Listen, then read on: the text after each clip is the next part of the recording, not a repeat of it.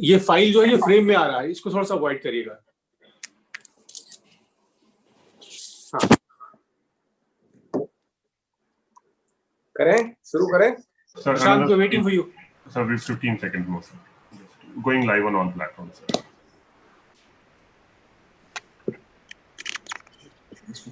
Shall we? Live चल रहा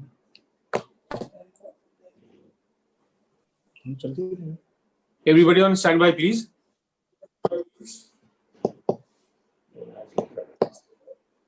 So we are live on all platforms, sir. दोस्तों, मैं क्षमा याचना करता हूं। पहले तो 5-7 मिनट विलंब हुआ क्योंकि लालू की बेल की याचिका लखनऊ में चल रही थी, और उसके बाद 5-7 मिनट और विलंब हुआ क्योंकि ये पासवर्ड मांग रहा था और कनेक्शन नहीं हो सकता था। तो वो बेल याचिका खत्म होने के बाद भी करीब 10 मिनट से हम ये कनेक्शन लेने की कोशिश कर रहे हैं। आज की बहुत ही संक्षिप्त रहेगी प्रेस वार्ता। उसका कारण ये है कि हम 4:15 बजे 4:30 बजे चुनाव आयोग भी जाएंगे। मेरे अतिरिक्त माननीय पटेल साहब, शक्ति सिंह जी गोहिल, रणदीप सुरजेवाला जी, सातर जी और व्यक्ति भी जाएंगे, चावड़ा जी, क्योंकि ये गुजरात से संबंध रखता है। लेकिन मैं थोड़ा इसको और चुनाव आयोग के अलावा भी व्यापकता से आपको करीब 5-7-10 मिनट में बता दूं। ये बात है थोड़ी और लार्जर पर्सपेक्टिव की, और वो है कि आपने सत्तारूढ़ सरकार की हैसियत से करीब हर प्रदेश में जिस प्रकार के कारनामे किए हैं सत्तारूढ़ सरकार और सत्तारूढ़ पार्टी की हैसियत से, वो अत्यंत दुर्भाग्यपूर्ण है गणतंत्र के लिए और संविधान के हर स्पिरिट के विरुद्ध है। मैं आपके समक्ष ये मुद्दा उठाना चाहता हूं कि संविधान में जो लिखा है सिर्फ वही महत्वपूर्ण नहीं है। संविधान में जो नहीं लिखा है या संविधान का जो स्पिरिट है, अक्षर नहीं है, जो संविधान की अस्मिता है, आत्मा है, वो और भी ज्यादा जरूरी है। इसमें हमने जो चुनाव आयोग को भी कह रहे हैं और एक विशेष एमएलए श्री वंश के विषय में आपको बता रहे हैं, 4-5 चीजें दर्शित होती हैं सत्तारूढ़ बीजेपी द्वारा, सत्तारूढ़ गुजरात सरकार द्वारा। ए के भ्रष्टाचार से लिप्त कर दिया इन्होंने इलेक्टोरल प्रोसेस, चुनाव की प्रक्रिया। जहां भी उनको थोड़ा भी अंदेशा होता है कि हम एक किसी व्यक्ति को और तोड़ के बना दें, आडंबर के आधार पर, सच्ची नहीं आडंबर के आधार पर बनाई हुई बहुमत बना लें, तो करप्ट प्रैक्टिसेस एक पहला फैसेट है। दूसरा है जानबूझकर इन्हीं करप्ट प्रैक्टिसेस द्वारा और उससे भी ज्यादा डरा के, धमका के, केसेस करके, पुलिस लगा के आपसे इस्तीफा कहीं तो इस्तीफा करवा लें। अब संविधान वालों ने कभी ये नहीं सोचा था कि 100 लोगों की असेंबली इस्तीफा करके 90 लोगों की असेंबली बना लो, तो आपकी जो 45 की जो नंबर है वो अचानक बहुमत जैसा लगने लगता है। 100 में नहीं होता है 45 बहुमत, लेकिन 90 में हो जाता है। तो ये ऐसी चीजें हैं जो संविधान की अस्मिता और प्रेरणा, उसकी आत्मा, उसके स्पिरिट को समझ के आती है। और ये लोग जो अभी सरकार की लोलुपता में इतने मस्त हैं, इतने मंत्रमुग्ध हैं कि उनको उसका कोई इल्म नहीं है, न कोई उसके प्रति कुछ भी जिम्मेवारी। तीसरा फैसेट है नॉन लेवल प्लेइंग फील्ड। जब इलेक्शन आते हैं, और अभी तो राज्यसभा की बात हो रही है, तो इस प्रकार की नॉन लेवल प्लेइंग फील्ड बनाई जाती है। और चौथा है कि 10वें शेड्यूल, जिसको आप 10th शेड्यूल, दल बदल वाला शेड्यूल कहते हैं, उसकी तो ऐसी मजाक उड़ाई जाती है कि मैं समझता हूं कि उसका होना नहीं होना बराबर है। ऐसा आपने मार्च से देखा 8-9 एमएलए के विषय में। हमने सीधा आरोप लगाया है कि सबको प्रलोभन देके, धमका के, डरा के, केसेस फाइल करके किया गया।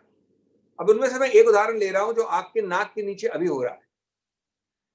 आपको पता है कि गुजरात में 180 सीट्स में जो भी 2 नहीं है, उस सब गणित को छोड़ दें, ये माना गया है कि 2 सीट सत्तारूढ़ बीजेपी को मिल सकती है गणित और आंकड़ों के आधार पे, और 2 सीट विपक्ष, जो मुख्य विपक्ष है, कांग्रेस को मिल सकती है।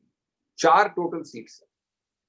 आपको संतोष नहीं है, आप सत्ता में पागल हैं, आपको लालच है, आपको लोलुपता है, तो आप सोचते हो कि भाई उस 2 को 3 कैसे करोगे? सीट 2 ही या गणित वही गणित है वहां का। 72 का एक वैल्यू होता है वोट का, तो 72 वैल्यू के वोट में अगर आप काउंट करें, मैं अभी डिटेल में जाने की आवश्यकता नहीं है, तो गुजरात में 2 आपकी 2 हमारी होती है। लेकिन अगर आप विकृत रूप से अपने सत्तारूढ़ पावर को इस्तेमाल दुरुपयोग करके उसको 3 बनाना चाहते हैं तो आप ये सब करते हैं। तो मैंने आपको 5 हेड्स दिए, 4 हेड्स दिए, corrupt practices, non level playing field, दल बदल के प्रोसेस को पूरा विकृत करना इत्यादि। जो वंश की बात की मैंने, उनका पूरा नाम है पंज भाई पुंजा भाई वंश। ये ऐसे 8-9 केसेस हो चुके हैं। मैं आपको एक सिर्फ उदाहरण दे रहा हूं, ये नहीं समझिए कि हमारी सूची में सिर्फ यही है। उनको एक केस में, अब आपको पता है कि ये चुनाव तो हो गया होता मार्च में, कोरोना के कारण अब ये स्थगित हो गया। जैसे ही स्थगित हुआ, बीजेपी की एक ही सोच है कि हमें 3 महीने का एक विंडो मिल गया, और करो खरीद फरोख्त, और करो एक नंगा नाच पैसे का, और करो इस प्रकार की कुरीतियां जिनका संवैधानिक कुछ स्थल नहीं है। तो इन्होंने वापस शुरू किया, और 19 की तारीख जानते हुए जबकि वोटिंग होगी, एक पुराने इंसिडेंट ऊना में फायरिंग के विषय में, जहां पे इनका नाम भी नहीं है कंप्लेंट में, ये उपस्थित भी नहीं थे, 8 जून को बुलाया गया पुलिस के सामने। खैर बहरहाल ये पहुंचे एक नागरिक की हैसियत से, लॉ अबाइडिंग सिटीजन की हैसियत से। 6 घंटे इनको इंटेरोगेट किया, 6 आवर्स। उसके बाद 9 तारीख के लिए एक और समन्स दिया। उस दिन फिर वो पेश हुए। उस दिन उन्होंने फिर कई घंटे रखा। आपको पता है कि चुनाव आ रहे हैं, आपको कुछ क्रिएट करना है, कुछ तंग करना है। 8 तारीख को इनको रखा गया लगभग 11 बजे से 6:30 बजे तक, 7.5 घंटे। 9 तारीख को इनको लगभग 4 से 8 बजे शाम को 4 घंटे। अब मैं नहीं समझता कि 11-12 घंटे में कोई ऐसी चीज बच जाती है जो आप मुझसे नहीं पूछ सकते, अगर आपका उद्देश्य सीधा और सही है। उसके बाद एक समन्स आता है 11 तारीख को कि आप वापस आइए। 10 तारीख को आता है वापस आइए, 11 को आइए, यानी कल, यस्टरडे, बीता हुआ कल। फिर वो कल जाते हैं, वो लिखते हैं चिट्ठी पहले तो कि मैं इतने घंटे, 11 घंटे आ गया, मैं सीनियर मेंबर हूं, मैं राज्यसभा इलेक्शन के बाद आना चाहता हूं, मुझे भय है कि आप दुरुपयोग करेंगे अपने अधिकार क्षेत्र का, मुझे तारीख दे दीजिए। वो तारीख नहीं देते हैं और एक फ्रेश समन्स इशू करते हैं आज 4 बजे बुलाने, 12 तारीख को, आज। ये व्यक्ति पंजभाई वंश का कोई क्रिमिनल बैकग्राउंड नहीं है। हार्डकोर क्रिमिनल्स को भी आप फौजदारी की प्रक्रिया में इस प्रकार से नहीं घेरते हैं। कंप्लेंट में इनका नाम नहीं है, वारदात पुरानी है, 8 और अभियुक्त हैं, उनकी विवरण में इनका नाम नहीं आता है। और ये मान लीजिए कि आप तंग करना चाहते हैं, 12 घंटे भी आपके लिए पर्याप्त नहीं है, तो ये अचानक गतिविधि चुनाव के पहले कैसी? इनको भी उस सूची में जोड़ना चाहते हैं जो इस्तीफा दे दे? इनको भी सूची में जोड़ना चाहते हैं जो एक आर्टिफिशियल मेजॉरिटी बनाएंगे उस असेंबली में जहां आप जानते हैं कि आपके 2 से ज्यादा मिल नहीं सकते आपको? तो दोस्तों, मैं अपनी बात ये अंत करूंगा कि ये आज की बात है, 4 बजे। उनको ये संदेश बड़ा स्पष्ट है मेरा कि हम कांग्रेस के लोग, पार्टी के लोग, जो राजनीतिक एक्टिविस्ट हैं, ऐसी गिदड़ भक्तियों से डरने वाले नहीं है। उल्टा डरना आपको चाहिए, क्योंकि हम इसको हर फोरम पे उठाएंगे। ऑफिसर्स जो हैं, जो इस प्रकार के दुष्प्रभाव में आ रहे हैं, उनको भी याद रहना चाहिए कि हम हर प्रकार का उठाएंगे मुद्दा कि आप पे दुरुपयोग किया जा रहा है आपके पावर का, धमकियों द्वारा।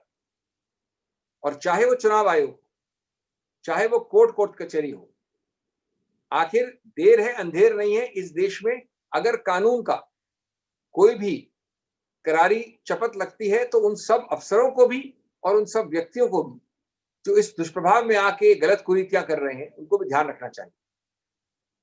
हाँ, ये अगर होता केस कि कोई नई वारदात कल परसों हुई है और हम कभी गए नहीं, हम लुके छिपे भाग रहे हैं, ये पुरानी वारदात पे आपने 12 घंटे ज्यादा मेरे को इंटेरोगेट कर लिया है, और आप लास्ट वीक में 1 हफ्ते की एडजर्नमेंट नहीं देके वापस बुला रहे हैं मेरे। इसलिए मैं ये कह रहा हूं कि कुछ अगर भगवान से नहीं डरते तो कानून से डरिए। मैं अंत करूंगा अपनी बात आपको याद दिला के कि संविधान का अक्षर सिर्फ आवश्यक नहीं है, उसकी आत्मा, उसका जहां वो चुप है, संविधान का कहना और संविधान का चुप रहना बराबर है। उसकी संकेतात्मक जो प्रावधान है, इसके लिए मैं आपको एक सूची दूंगा एआईसीसी के थ्रू, सुप्रीम कोर्ट ने क्या क्या कहा है इसके बारे में। बड़े प्रभावशाली शब्द किए हैं, मैं एक दो कोट करूंगा, बाकी आपको सूची देंगे मेरे कॉलीग्स वहां से। किन चीजों की बात की है? कॉन्स्टिट्यूशनल मोरालिटी की, संविधान की आत्मा की, नैतिकता की, कॉन्स्टिट्यूशनल साइलेंस की, कॉन्स्टिट्यूशनल स्पिरिट की। बैठकर हर वक्त हमारे संविधान निर्माता ये नहीं सोच सकते किस प्रकार का दुरुपयोग करेंगे, लिखा नहीं जाता सब कुछ। 100 की असेंबली को 90 बनाना संविधान की प्रक्रिया कोई हो सकती है कभी? तो उन्होंने कहा है, एक मैं केस दे रहा हूं आपको, पुराना 2018 का, पुराना नहीं नया ही है, एनसीटी वाला case. Constitution is not just a document in solemn form but a living framework for the government exhibiting a sufficient degree of cohesion, and its working depends on the democratic spirit underlying it being reflected in letter and spirit. आगे कहा है उसी judgement में, to realize the true and ultimate purpose of the constitution not only in letter but also in spirit. उसके बाद कहा है 302 para में उसी जजमेंट में, constitutional morality fills in the constitutional silences to enhance and complete the spirit of the constitution. अरे भाई, morality नैतिकता की बात तो दूर, आप तो इसका विकृत एक संहार कर रहे हैं। आगे कहा है, constitutional morality provides a principled understanding for unfolding the work of governance. It is a compass to hold in troubled waters. It specifies norms for institutions to survive, an expectation of behavior that are meet not just the text but the soul of the constitution. तो मैं आपको वो शब्द बता रहा हूँ, और 4 इसके अलावा अतिरिक्त केसेस हैं, उसकी सूची आपको मिलेगी। हम बड़े पुरजोर तरीके से, मैं भी उस पर जा रहा हूँ डेलीगेशन में, चुनाव आयोग को ये रखेंगे, कोर्ट कचहरी को रखेंगे, और हम सावधान करना चाहते हैं कि अगर ये सत्तारूढ़ पार्टी समझती है कि आपकी गीदड़ भक्तियों से हम डरने वाले हैं, या हमारे जो सोल्जर्स हैं, एमएलएज हैं, वो डरने वाले हैं, तो आप हमको जानते नहीं, हमको समझते नहीं, इस देश की लोकतांत्रिक ट्रेडिशन, विरासत को नहीं समझते। धन्यवाद। मैं आज जल्दी माफी मांगूंगा, लेकिन आप प्रश्न पूछ सकते हैं 2-4 मिनट पर, जल्दी माफी मांगना। Anand Patel from India Today. Sir, my question to you about is the turn of events which have taken place in Gujarat, and not only this, but previously we've seen in the states as well, a similar modus operandi has been followed. So you just said that the 10th schedule is now redundant, and it's become a mockery. So what do you suggest is the way forward? You're meeting the ECI today, but going to the Supreme Court, reviewing it. It's a very important question. You know that I know, apart from a congressman, also as a counsel appearing in those very cases, whether it is Karnataka or Maharashtra, whether it is Jharkhand or Uttarakhand, these are all forms of the same root problem. But you know as well as I do that you will amend the law, I as a legislator will pass the law, and we will both clap. The solution is not in amending the law. It is relying on what you call your vivek. Everything can't be said. A law cannot anticipate how you will operate with perversity. If you are hell-bent upon being perverse, no law can protect it. So the first point I want to expose to this press conference is that you have to be not calling yourself dignified rulers of this country. What is the Prime Minister's sermons? What use is it of? His great updeshas, his very, very pious references to principle, if he can't control this kind of practice. Secondly, we will raise it through you in fora, because it is the name and shame which is more important than amending the law. And thirdly, of course, we will look at amending the law if we can. But let me assure you that amending the law is not going to be a long-term problem. It is the naming and shaming, exposing and telling you that the Chal Charitra Chehra has to match the spirit of the Constitution. So are you suggesting that no law can stop this? Are you saying this, that in stringent law formulated? How much can a law stop, Mr. Patel, if I come and bribe you and you are in the quiet corners of a room bribed to do something. Fair enough. I mean, you understand the limitations. I'm not saying law can do nothing. There are things which we can do, but each time we do something, the BJP is finding ways and means by corrupt practices, by coercive practices to circumvent it. And Fair as you know, law will be changed by whom? That's another question. Rightly or wrongly, democracy functions on majority. You are looking for the decimators of law to be the guardians of law. You are looking towards the decimators of law to be the creators of law. That is why the naming and shaming through you is more important. It is not to talk of law's impotence, but it is to talk of people who are circumventing it and not reforming it. Thank you. Syed from INS, please come in fast. Sir, when Operation Kamal is flourishing, then why it is that only Congress MLAs are being lured and on sale? Why the party could not stop these MLAs to go and cross over to other party? Number one, because we are not as dirty as they are. Yes, I know it sounds a little odd in today's world, but everybody has not descended to the gutter level of politics. Yes, everybody is not indulging in corrupt practices to the degree it is widely believed. There are still some principles there. There is still some contentment. There is still some fear of the constitution and the law, except for one party, one group, one category. Because they are punch drunk with power. They are punch drunk because they think that they are in power and that they shall remain eternally in power.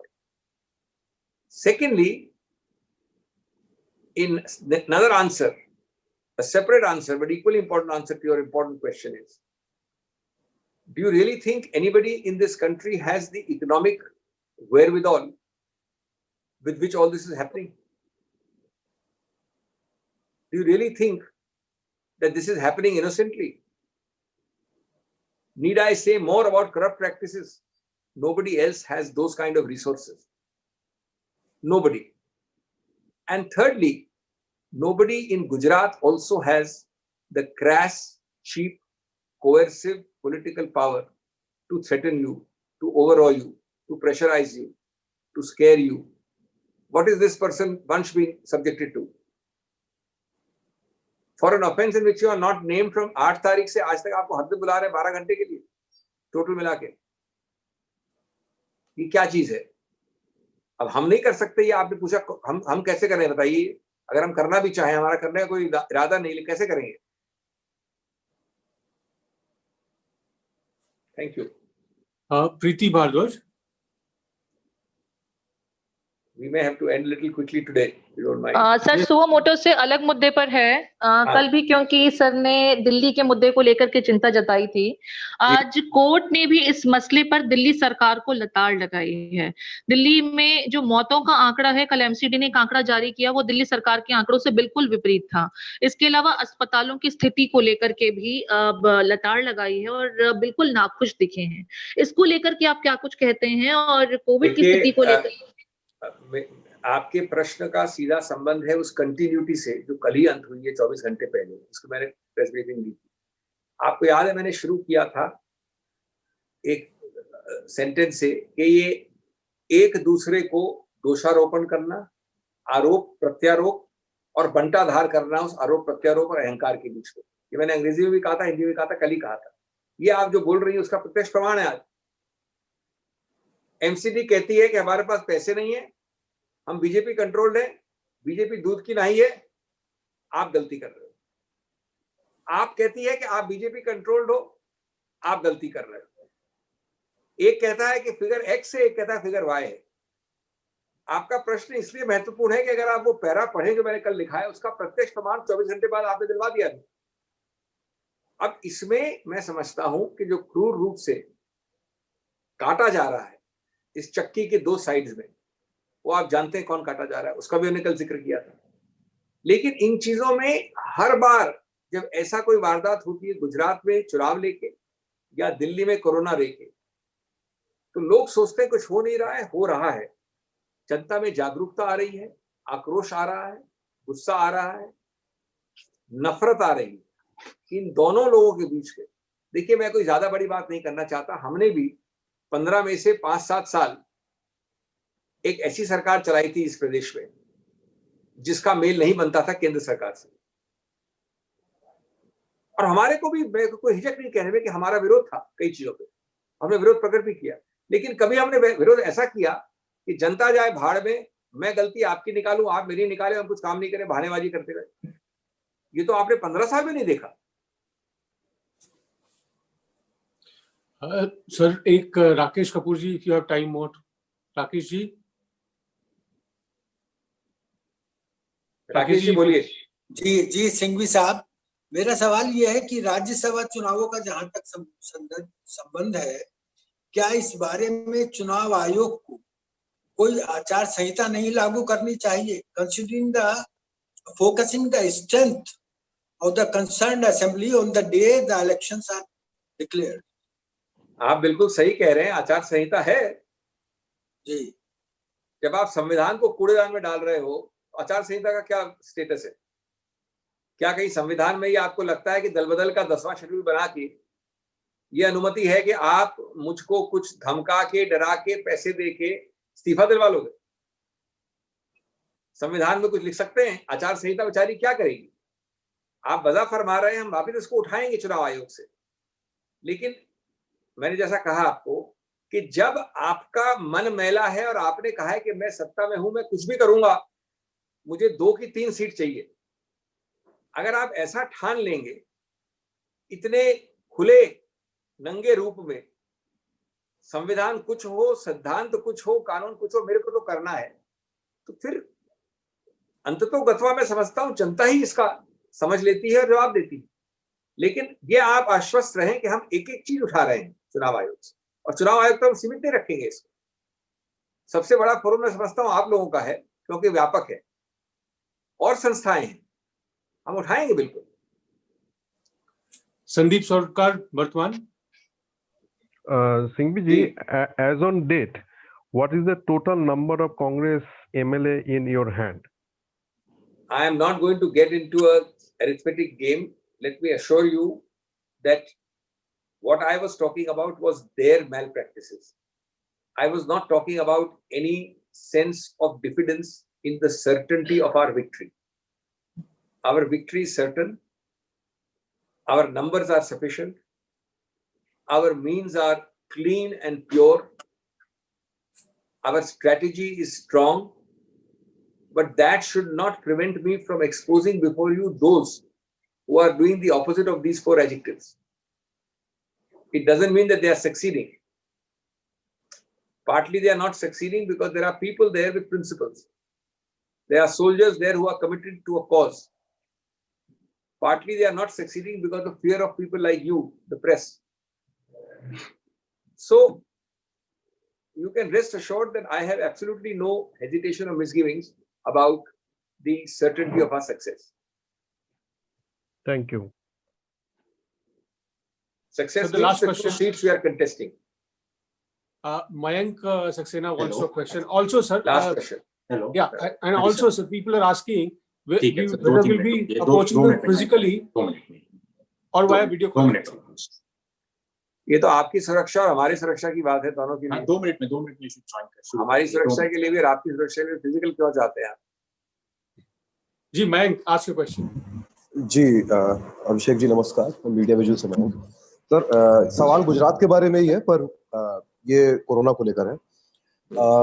ऐसा है कि हमने करीब 10-12 दिन पहले एक story की थी जहां कुछ फर्स्ट हैंड अकाउंट्स थे जिन्होंने हमको ऑन कैमरा ये बताया था कि गुजरात में उनके गुहार लगाने के बावजूद, चक्कर लगाने के बावजूद उनकी फैमिली में कोरोना इन्फेक्टेड पेशेंट्स थे, पूरे सिम्टम्स से, और उनके टेस्ट करने से मना कर दिया गया। सीधे अथॉरिटीज ने सीधे मना कर दिया, और उसके बाद जब उन्होंने प्राइवेट लैब्स में किसी तरह टेस्ट कराए तो वो कोरोना पॉजिटिव निकले। उसके बाद उनका नेगेटिव टेस्ट करने को एडमिनिस्ट्रेशन तैयार नहीं था, और ऐसे ही कह दिया गया कि अब आप लोग क्वारंटाइन अपना खत्म कर सकते हैं। अभी हम गुजरात का डेटा अगर देखें तो वहां पे मॉर्टेलिटी रेट पूरे भारत से ज्यादा है, 6.28% है। लेकिन बहुत आश्चर्यजनक तरीके से आईसीएमआर की जो नई गाइडलाइंस आई उसके बाद रिकवरी रेट जो है वो 68.27, मतलब 70% के आसपास पहुंच गया है, जबकि नए केसेस अभी भी उतनी ही संख्या में आ रहे हैं और अहमदाबाद की आबादी, केवल अहमदाबाद की आबादी की हम बात करें तो जो वर्स्ट अफेक्टेड है वो 80 लाख के आसपास है, जबकि टोटल टेस्ट जो है 2,72,924 टेस्ट किए गए। तो आप जो बात अभी कर रहे थे स्टेट मशीनरी का जो दुरुपयोग है, तो क्या कोविड के इन्फेक्शन के डेटा को मैनिपुलेट करने के लिए आपको लगता है, या क्या पार्टी का आपका वहां से जो इनपुट आता होगा गुजरात से, कि क्या वहां कोरोना को लेके भी स्टेट मशीनरी को ऐसे ही मिसयूज किया जा रहा है जैसे आप बात राज्यसभा के चुनाव को लेकर कर रहे हैं? देखिए, आपने एक तो बहुत लंबा और एक दूसरा असंबंधित प्रश्न पूछा है, यद्यपि महत्वपूर्ण है। ये आपके उसका प्रश्न का 90% हिस्सा कवर्ड है उस जजमेंट में जो अभी प्रोसीडिंग चल रही है। हमने इस पे प्रेस कॉन्फ्रेंस भी ली है, ये किसी और दिन के लिए रखिए। ये आंकड़े केंद्र सरकार भी मांगती है कि Gujarat one of the worst है, 4 जो स्टेट में वर्स्ट है। सर मैं अभी आपसे लेकिन मैं इसलिए सवाल पूछ रहा हूँ क्योंकि आज नहीं ये सवाल मैंने माफी मांगनी पड़ेगी। अभिषेक जी, मैंने सवाल इसलिए पूछा है क्योंकि आज से मयंक, थैंक यू नहीं आज से मीडिया में हर जगह ये लगातार खबरें जो है इम्प्लांट की जा रही है कि गुजरात रिकवर कर गया है और 15 दिन में जो है 0 हो जाएगा। मैंने भी देखा कल, हाँ, इश्तेहार देखा, वो उनके गुजरात सरकार जो है वो नहीं, वीडियोस चला रही है और दिखा रही है कि खबरें इम्प्लांट, सब जगह खबरें प्लांटेड हैं, अब ये लगातार चल रही है तो कि हम गुजरात लेंगे, हम जी अगली दफा हम लेते हैं इसको जी जी हाँ, उनको जाना था कहीं। जी ठीक है, ठीक है, बहुत बहुत धन्यवाद आप सबका। Thank you very much.